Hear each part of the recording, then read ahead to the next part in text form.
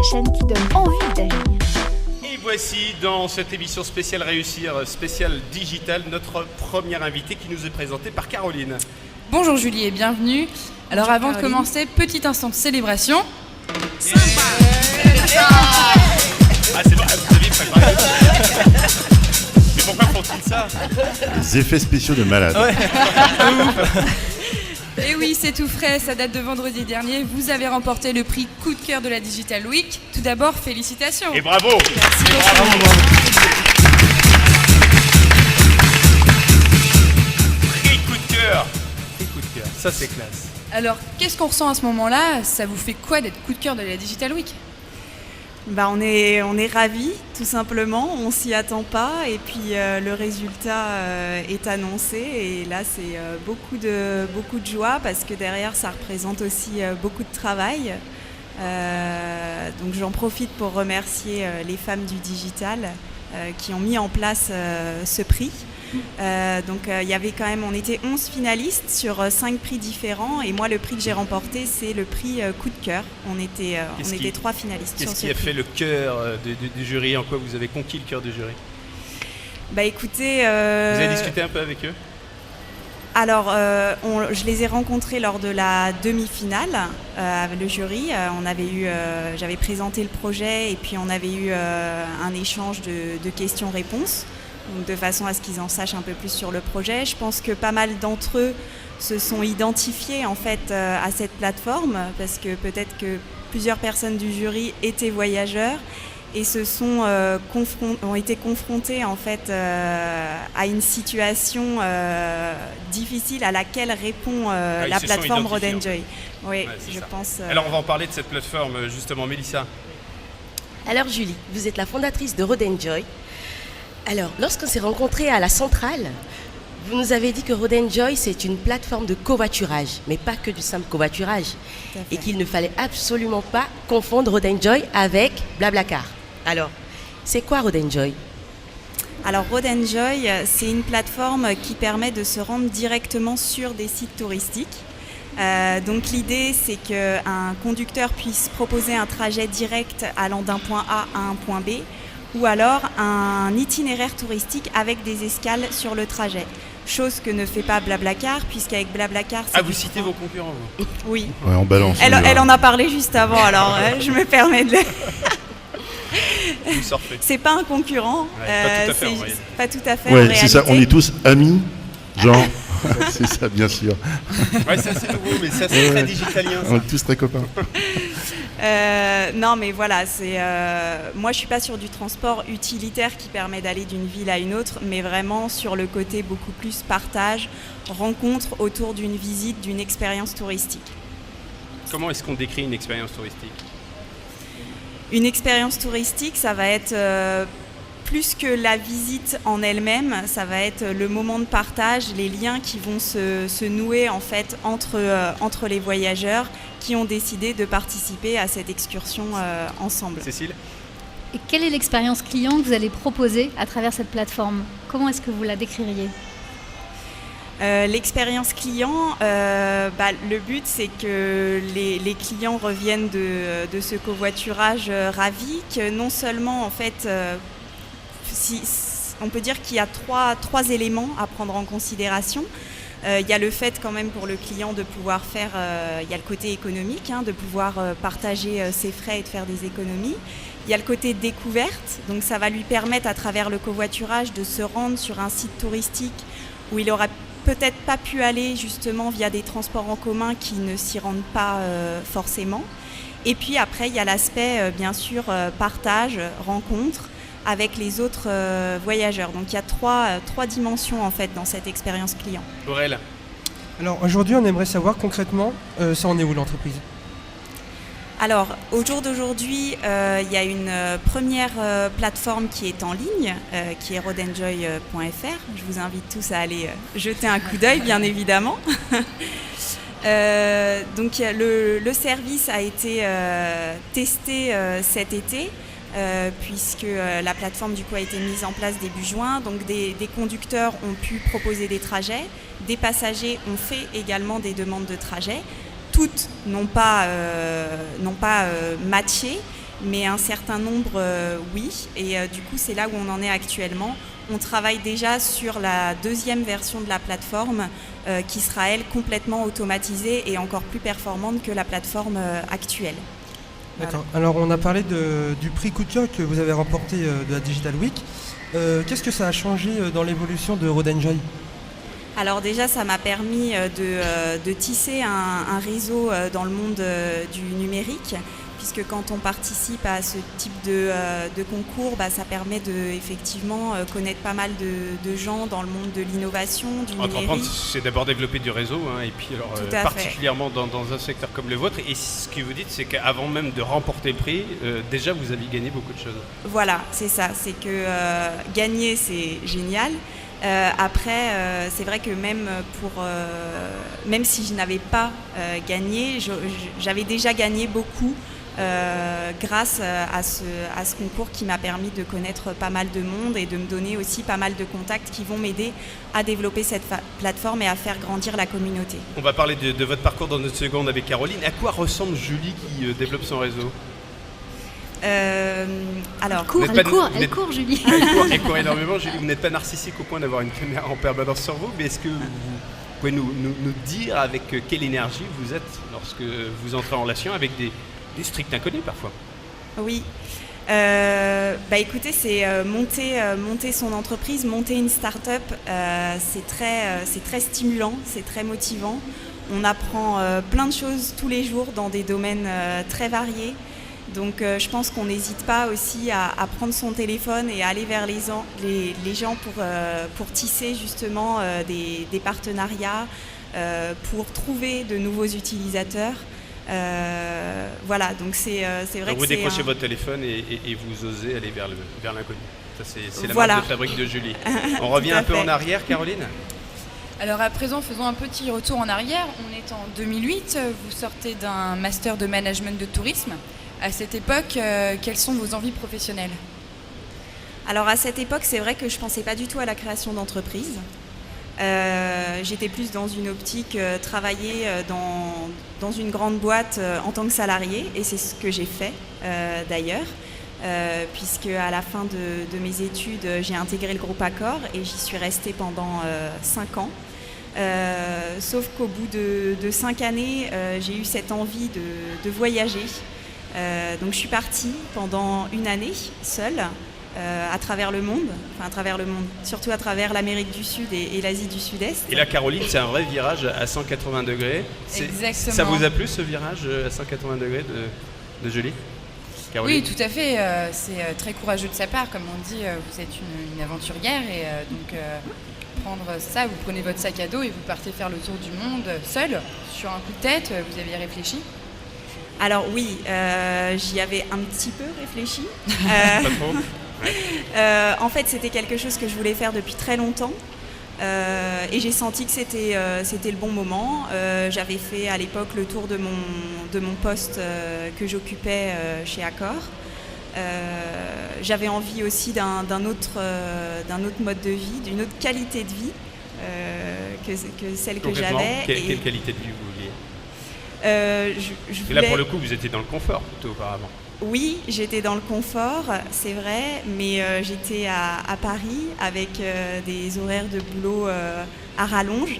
Alors certes, aujourd'hui, c'est le cas aussi, mais c'est pas pareil quand c'est son projet. Forcément. Voilà. Cécile ?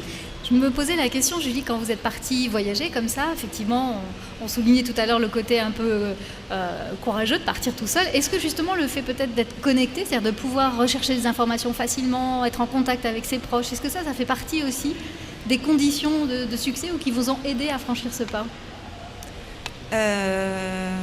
Alors, vous pouvez reformuler. Est-ce que le fait de pouvoir accéder à des informations facilement depuis n'importe quel point du monde, est-ce que le fait de pouvoir rester en contact avec vos proches, est-ce que ça a contribué à votre décision de partir faire un tour du monde parce qu'il y a encore quelques années, quand on partait, c'était un peu... Est-ce que c'est plus facile de voyager avec Skype, concrètement ? Non, pas forcément Skype, mais ça peut être aussi chercher une nuit quelque part, les auberges de jeunesse. Vous venez de connaître Skype, donc forcément vous avez envie de moi, le ça passer. y est, moi je viens de rentrer dans le 21e siècle de plein pied, ça fait tout drôle. Non, c'est vrai que tous les outils Internet facilitent ce voyage en tour du monde.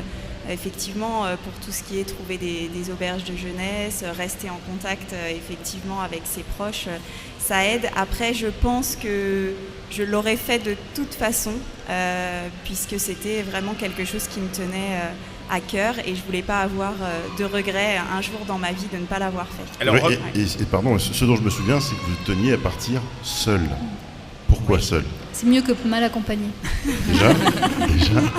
Mais c'est quelque chose, une chose à laquelle vous teniez. Vous pouvez nous expliquer? Oui, je tenais à partir seule parce que je sais que quand on part seul, bon déjà d'une part on peut faire ce qu'on veut quand on veut et on a de compte à rendre à personne. Et Ben Bossonneau est d'accord. De ce que je dis. On l'interrogera là-dessus. Ah, on voit tout ici. Mais aussi et surtout, c'est parce que quand on est seul, on va plus facilement vers les gens. Et le but à travers ce voyage, c'était certes de découvrir le pays, mais aussi de découvrir des cultures, de parler, d'échanger avec des locaux, d'échanger avec d'autres voyageurs de nationalités différentes. Et quand on voyage avec quelqu'un, on a beau dire, on peut quand même tisser des liens, quand même. des liens avec d'autres. Mais on se tout à suffit fait. un peu à notre groupe. Exactement. Ouais, c'est ça. Exactement. Mélissa, elle vous a vraiment intéressé aussi, Julie, sur ses voyages. Retour justement à l'un de ses voyages. Oui, on va faire un petit retour sur votre périple en Argentine. Alors, vous voulez absolument faire la route des cinq lacs, c'est ça? Les 7 lacs, mais oui. Des 7 lacs. Voilà, 5, 7, ok. Et c'est l'inflation, on est passé à 7. C'est normal. C'est ça. Racontez-nous. Alors, oui, donc je me retrouve en Argentine, donc c'est le début de mon voyage, puisque l'Argentine, c'est le premier pays dans lequel je me rends. Et je veux absolument faire cette route des 7 lacs, sauf que le seul moyen de le faire, c'est en voiture. Donc là, je me dis, bon, la seule solution, ça va être de louer une voiture. Mais louer une voiture seule, ça coûtait quand même si c'est l'Argentine, ça restait relativement cher. Et puis je me disais, prendre la voiture toute seule pendant 2 jours, parce qu'il faut compter quand même 2 jours pour la faire, c'est pas très amusant, pas très fun. Du coup, j'en ai parlé autour de moi, auprès des gens que j'ai pu rencontrer dans l'auberge de jeunesse dans laquelle j'étais hébergée. Et par chance, j'ai réussi à trouver des personnes motivées. On est allés tous les 5 dans l'agence de location la plus proche, on a loué une voiture et on a fait ce périple. Par ensemble. chance ou par conviction? Parce que moi, si je me suis laissé entendre que vous aviez bataillé une bonne partie de la soirée pour rameuter du monde sur votre projet. Peut-être que je me trompe. Oui, alors il a fallu effectivement que je vende un petit peu, Et On est d'accord. que je vende un peu l'excursion auprès de tout le monde, que je leur montre des photos, que je leur donne envie de venir avec moi. Alors il y en avait, je crois, un qui de toute façon avait l'intention de le faire, donc ça n'avait pas été difficile de le convaincre, mais pour les autres, effectivement, il a fallu un petit peu batailler. Et c'est vrai que c'est dans ces moments-là où je me suis dit, au lieu de batailler, s'il existait une telle plateforme qui mettrait en relation des gens qui ont envie de faire la même chose au même moment, ça aiderait beaucoup. Mélissa? Vous dites, vous avez réussi à motiver des gens pour aller faire cette excursion. N'est-ce pas là la grande idée derrière Road & Joy? Réussir à motiver des gens pour partager un voyage? Alors, réussir à les motiver, je ne sais pas si c'est de la motivation, mais en tout cas, c'est leur proposer un service qu'ils peuvent utiliser, qui peuvent les aider justement à faire les excursions dont ils ont envie et à faire des rencontres. Ouais. Justement, comment vous vient l'idée de Road & Joy? Alors déjà, c'est vrai que lors de cette excursion des 7 lacs, ça m'a mis un petit peu la puce à l'oreille. C'est en Asie que ça s'est un peu développé, si je me souviens bien. Oui, voilà. Donc après, j'ai eu ce cas de figure en fait qui s'est reproduit à plusieurs reprises où j'ai pu trouver des personnes avec qui louer un véhicule et aller voir des sites touristiques. Et puis, mais bon, c'était pas toujours évident. Et en Asie, j'en ai discuté avec d'autres voyageurs. Un soir, on s'est retrouvés autour d'une table avec plusieurs Anglais. Et on s'est dit qu'il manquait vraiment quelque chose pour aider les gens à se mettre en relation et à pouvoir faire des activités ensemble. Donc l'idée de départ était plus mettre en relation des voyageurs pour n'importe quelle activité touristique. Et puis moi, en rentrant de voyage, en fait, j'ai rajouté la dimension du covoiturage à cette première idée, puisque le problème essentiel, c'était de pouvoir se rendre en fait sur ces sites touristiques. Caroline. Alors en 2015, votre voyage autour du monde est terminé, retour en France. Et en sortant de l'aéroport, vous foncez à la maison de la création, c'est bien ça? Très bon réflexe. Tout à fait. Donc là, j'engage, j'ai l'idée bien en tête, je souhaite vraiment la développer et du coup, je m'engage dans des démarches de création d'entreprise. Donc c'est vrai que la première chose qu'on fait, c'est aller voir la maison de la création, la CCI. Qu'est-ce qui vous manquait concrètement pour développer l'entreprise, parce que du coup vous avez eu le temps de brainstormer, si j'ai bien compris, de peaufiner vos schémas, oui. Votre business plan. Alors, ce qui me manquait déjà, c'était des connaissances en création d'entreprise, puisque c'est vrai que pendant mes études, on aborde le management, mais bon, c'est des notions quand même qui restent assez théoriques. Vous pensiez déjà management à ce moment-là? Vous pensiez déjà à l'idée de développer suffisamment cette entreprise pour pouvoir recruter?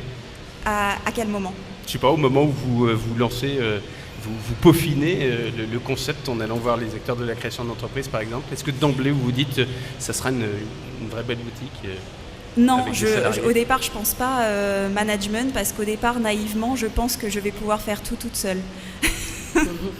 Et je me rends très vite compte que non, qu'il faut une véritable équipe derrière. Et là, je commence après à penser management parce qu'il va falloir que j'embauche des gens ou que je m'associe avec des compétences qui sont complémentaires aux miennes. Et pour trouver les bons associés, rien de tel que de faire un voyage touristique peut-être. C'est comme ça que vous les avez rencontrés? Alors pas du tout. Il y en a un que j'ai rencontré en participant au Startup Weekend il y a tout juste 1 an, puisque c'était dans le cadre de la Digital Week de l'an dernier. On a travaillé ensemble sur le projet, il y a eu un bon feeling et puis on est resté en contact et on a continué à travailler dessus. Mélissa, ça vous a intéressé ce concept de Startup Weekend? Oui. C'est quoi le concept de Startup Weekend en fait? Alors le Startup Weekend, vous avez 54 heures exactement pour travailler sur un projet et le présenter à un jury à la fin du week-end.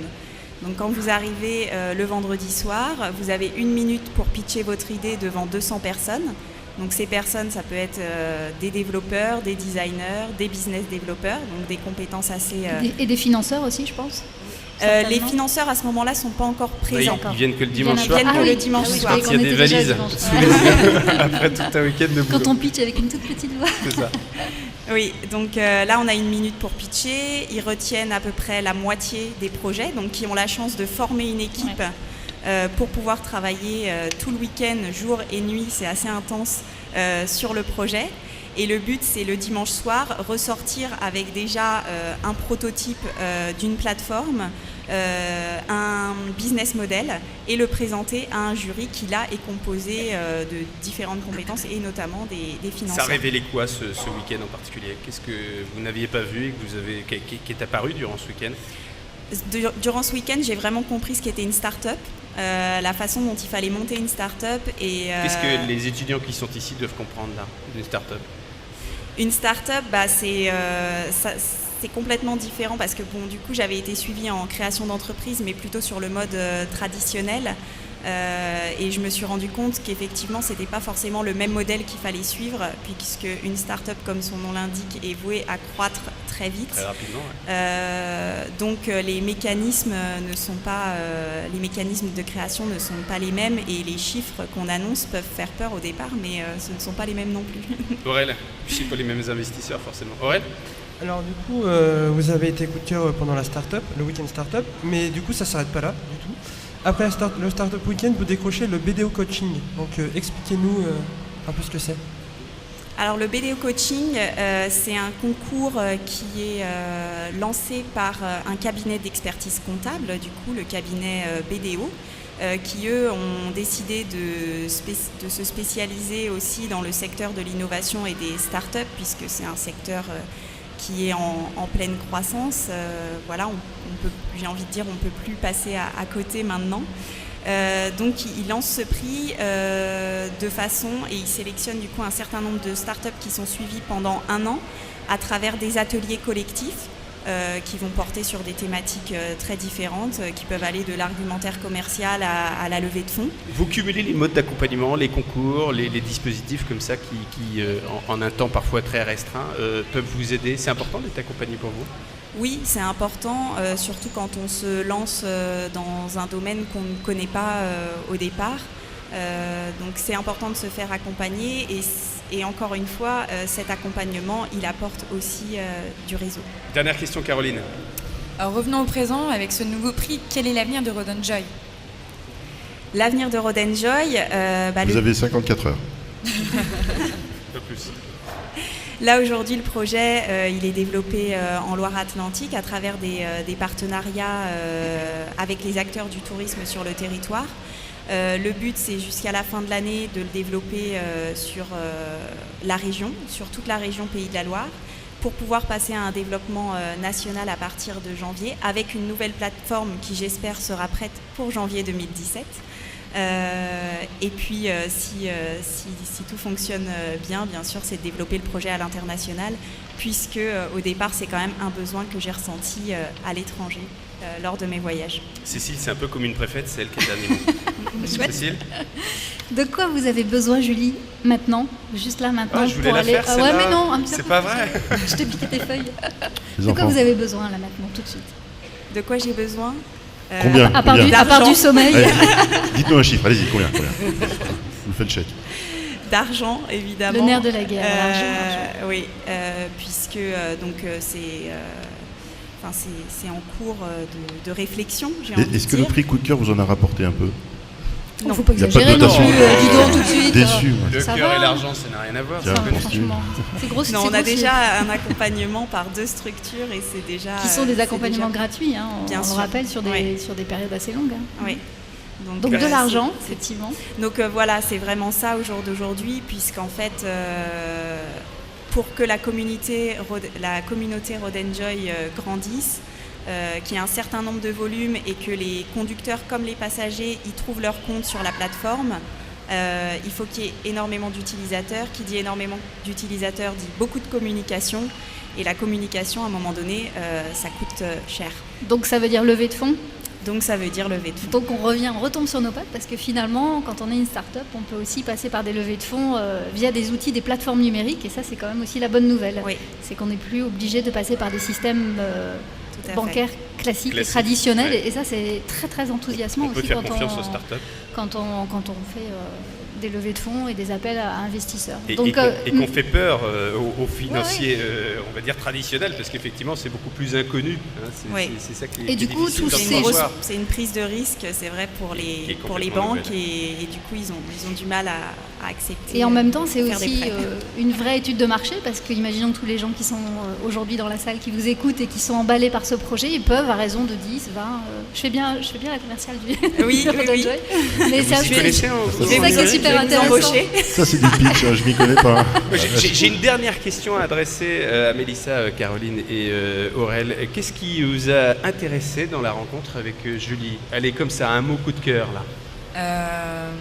Moi, c'est son courage, parce que Son courage. à 30 ans, faire tout ça et avoir une vie aussi remplie, C'est quand même impressionnant. Exactement. Aurel, Mélissa, Je trouve qu'elle a un esprit fédérateur. Voilà. Elle arrive à motiver des gens. courageuse, fédératrice. Aurel. Moi, je la trouve formidable. Vraiment, Il est amoureux. Je pense qu'on ne pourra pas faire mieux. Julie Goyon est notre invitée d'en réussir. Et dans un instant, Sandrine Charpentier, notre prochaine invitée. Réussir, la chaîne qui donne envie d'agir.